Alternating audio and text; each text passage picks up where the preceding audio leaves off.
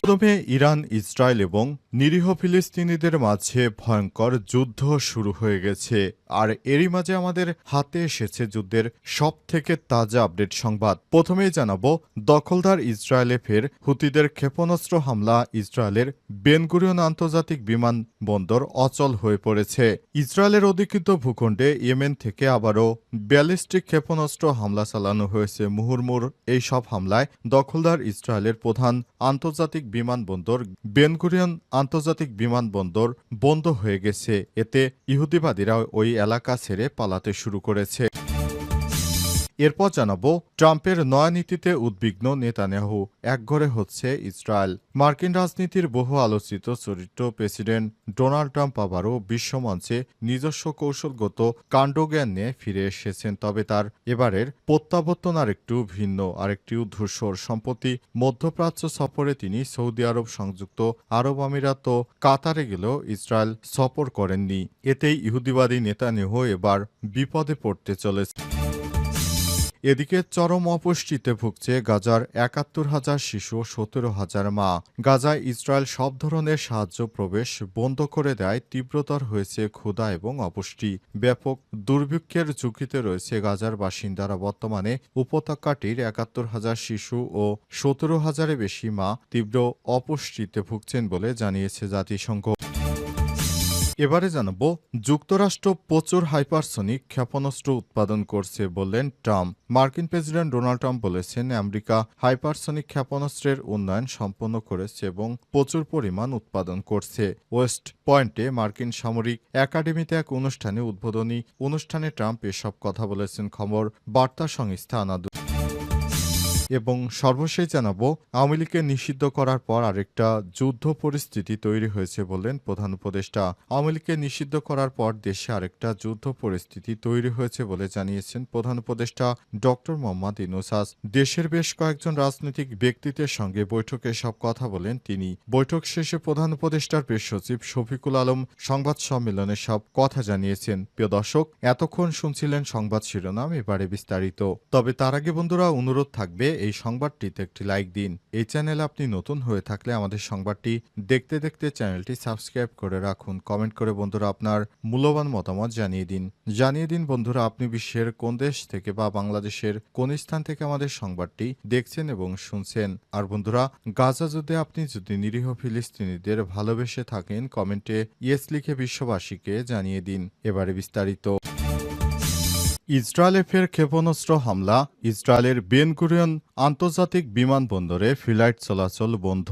ইসরায়েলের অধিকৃত ভূখণ্ডে ইয়েমেন থেকে আবারও একটি ব্যালিস্টিক ক্ষেপণাস্ত্র হামলা চালানো হয়েছে, তবে সেটি প্রতিহত করা হয়েছে বলে দাবি করেছে ইসরায়েলি বাহিনী। আজ ইসরায়েলি গণমাধ্যমের বরাত দিয়ে লেবাননের সংবাদ মাধ্যম আল মায়াদিন এই তথ্য নিশ্চিত করেছে। প্রতিবেদনে বলা হয়েছে, তেল আবিবের গুরুত্বপূর্ণ বেন গুরিয়ন আন্তর্জাতিক বিমানবন্দর বা এর আশপাশের এলাকাকে লক্ষ্য করে ছোড়া হয়েছিল। এই হামলার পরপরই বেন গুরিয়ন আন্তর্জাতিকের সব ফ্লাইট স্থগিত করা হয়েছে বলে জানায় টাইমস অফ ইসরায়েল। ইসরায়েলি সামরিক বাহিনীর বরাত দিয়ে সংবাদ মাধ্যমটি জানিয়েছে, হুতি নিয়ন্ত্রিত ইয়েমেনের সামরিক বাহিনী রোববার ইসরায়েলে একটি ব্যালিস্টিক ক্ষেপণাস্ত্র ছুড়েছে। তবে ইসরায়েলের বিমান প্রতিরক্ষা ব্যবস্থা দ্বারা সেটি সফলভাবে প্রতিহত করা হয়েছে। সম্প্রতি ইয়েমেনে এই ধরনের হামলা প্রায় নিত্যদিনের ঘটনা হয়ে দাঁড়িয়েছে বলে উল্লেখ করেন টাইমস অফ ইসরায়েল। প্রতিবেদনে বলা হয়েছে, জেরুজালেম এলাকা, দক্ষিণ পশ্চিম তীরে জনবসতি এবং ডেড সি এর কাছাকাছি ইহুদি বসতিগুলোতে সাইরেন বেজে ওঠে। সাইরেন বাজানোর প্রায় ৫ মিনিট আগে বাসিন্দাদের উদ্দেশ্যে একটি প্রাথমিক সতর্কতা জারি করা হয়। ব্যক্তিগত ফোনে একটি পুশ নোটিফিকেশনের মাধ্যমে দূরপাল্লার ক্ষেপণাস্ত্র হামলার বিষয়ে বেসামরিক নাগরিকদের সতর্ক করা হয়। তবে তাৎক্ষণিকভাবে কোনো হতাহত বা ক্ষয়ক্ষতির খবর পাওয়া যায়নি। ক্ষেপণাস্ত্রের একটি অংশ পশ্চিম তীরে দক্ষিণ হেব্রনের পাহাড়ি এলাকায় পড়ে থাকার খবর পাওয়া গেছে। গত ৪ দিনের মধ্যে এটি তৃতীয় এবং গত রোববারের পর এটি পঞ্চম ক্ষেপণাস্ত্র হামলা। দখলদার ইসরায়েলের বিমানবন্দর লক্ষ্য করে হুতি যোদ্ধারা এভাবে হামলা চালাচ্ছে। এতে করে ইহুদিরা ইসরায়েল ছেড়ে পালাতে শুরু করেছে। ট্রাম্পের নয়া নীতিতে উদ্বিগ্ন নেতানিয়াহু, একঘরে হচ্ছে ইসরায়েল। মার্কিন রাজনীতির বহু আলোচিত চরিত্র প্রেসিডেন্ট ডোনাল্ড ট্রাম্প আবারও বিশ্বমঞ্চে নিজস্ব কৌশলগত কাণ্ডজ্ঞান নিয়ে ফিরে এসেছেন। তবে তার এবারের প্রত্যাবর্তন আরেকটু ভিন্ন, আরেকটু ধূসর। সম্প্রতি মধ্যপ্রাচ্য সফরে তিনি সৌদি আরব, সংযুক্ত আরব আমিরাত এবং কাতারে গেলেও ইসরায়েল সফর করেননি।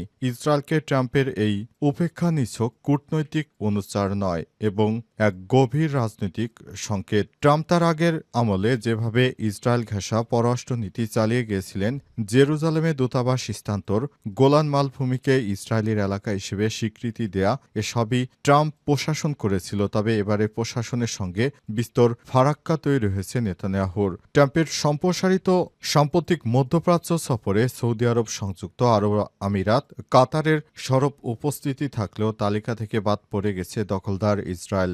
আর এটি এমন এক বহুল আলোচিত পদক্ষেপ ছিল যা বেশ কিছু রাষ্ট্রীয় উদ্বেগ ও বিশ্লেষণে জন্ম দিয়েছে। ট্রাম্প অবশ্য বলেছেন এটি কোনো অপমান নয়, বরং তার ভাষ্য অনুযায়ী এই সফর ইসরায়েলের জন্য ভালো, কারণ তিনি আরব দেশগুলোর সঙ্গে নতুন স্বাভাবিকীকরণ চুক্তি ফিরিয়ে আনার চেষ্টা করছেন। তবে ওয়াশিংটন ভিত্তিক সংবাদ মাধ্যম দ্য আটলান্টিক জানায়, ট্রাম্পের এই সফর ও নীতিগত পরিবর্তনগুলো ইসরায়েলকে কেন্দ্র করে সরিয়ে আনার একটি ইঙ্গিত, আর এটি তেল আবিবে দারুণ অস্বস্তি সৃষ্টি করেছে।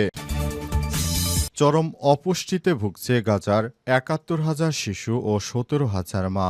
গাজায় ইসরায়েলের সব ধরনের সাহায্য প্রবেশ বন্ধ করে দেয় তীব্রতর হয়েছে ক্ষুধা ও অপুষ্টি। ব্যাপক দুর্ভিক্ষের ক্ষয়ক্ষতিতে পড়েছে গাজার বাসিন্দারা। বর্তমানে উপত্যকাটির ৭১,০০০ শিশু এবং ১৭,০০০ বেশি মা তীব্র অপুষ্টিতে ভুগছেন বলে জানিয়েছে জাতিসংঘ। গত ১৭ মে জাতিসংঘের শিশু তহবিল ইউনিসেফে প্রকাশিত integrated food security face classification বা আইপিসি প্রতিবেদন অনুসারে গাজায় ৪,৭০,০০০ মানুষ বিপর্যয়কর ক্ষুধার সম্মুখীন হয়েছে।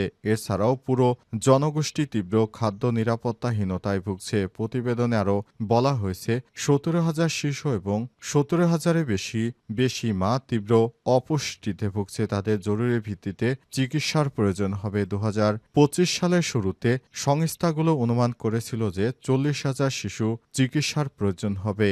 এই বিষয়ে জাতিসংঘের বিশ্ব খাদ্য কর্মসূচি ডব্লিউএফপি নির্বাহী পরিচালক সিন্ডি মাইকেইন বলেছেন, গাজার পরিবারগুলো না খেয়ে আছে, অথচ তাদের প্রয়োজনীয় খাবার সীমান্তে পড়ে আছে। নতুন করে সংঘাত এবং মার্চের শুরুতে মানবিক সহায়তার উপর সম্পূর্ণ নিষেধাজ্ঞার কারণে আমরা তাদের খাবার পৌঁছে দিতে পারছি না।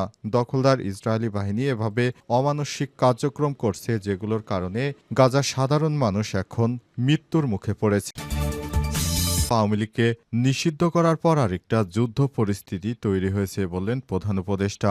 আওয়ামী লীগকে নিষিদ্ধ করার পর আরেকটা যুদ্ধ পরিস্থিতি তৈরি হয়েছে বলে জানিয়েছেন প্রধান উপদেষ্টা ডক্টর মোহাম্মদ ইউনূস। আজ দেশের বেশ কয়েকজন রাজনৈতিক ব্যক্তিত্বের সঙ্গে বৈঠকে সব কথা বলেন তিনি। বৈঠক শেষে প্রধান উপদেষ্টার প্রেস সচিব শফিকুল আলম সংবাদ সম্মেলনে এই তথ্য জানিয়েছেন। প্রধান উপদেষ্টাকে উদ্ধৃত করে প্রেস সচিব বলেছেন, তিনি বলেছেন যে আমরা বড় যুদ্ধ অবস্থার ভেতরে আছি। আওয়ামী লীগের কার্যক্রম নিষিদ্ধ হওয়ার পর ডিস্টাবিলাইজ করার জন্য যত রকম অপচেষ্টা আছে সেগুলো করছে, এটা থেকে আমাদের রক্ষা করতে হবে।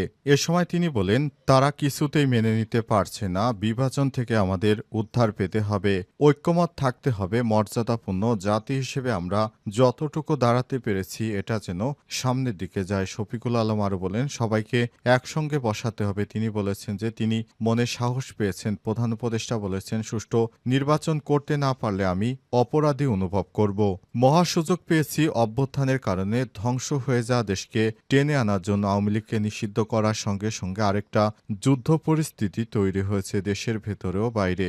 যাতে আমরা এগোতে না পারি, যাতে সবকিছু কলাপস হয়ে যায়, আবার যাতে গোলামিতে ফেরত যায়। প্রধান উপদেষ্টা আরও বলেছেন, যারা এই কনসেপারেসি করছে তাদেরকে ইন্টেনশন হচ্ছে আমরা যেন আবার গোলামিতে ফেরত যাই। আমি যতদিন আছি দেশের কোনো অনিষ্ট হবে না, এমন কোনো কাজ হবে না, নিশ্চিত থাকেন। আমি যতদিন আছি দেশের কোনো অনিষ্ট হবে না, এমন কোনো কাজ আমাকে দিয়ে হবে না বলে নিশ্চিত করেন তিনি। নির্বাচন প্রসঙ্গে প্রেস সচিব আরও বলেছেন, প্রধান উপদেষ্টা বারবার বলেছেন যে জুন ৩০-এর পর নির্বাচন যাবে না। জুন মাসে ৩০ তারিখ পর্যন্ত এর মধ্যে নির্বাচন, যখন সময় আসবে তিনি রোডম্যাপ বা শিডিউল ঘোষণা করবেন। প্রফেসর ডক্টর মোহাম্মদ ইউনূস জানিয়েছেন তিনি জুন মাসের ৩০ তারিখের পর একদিনও থাকবেন না।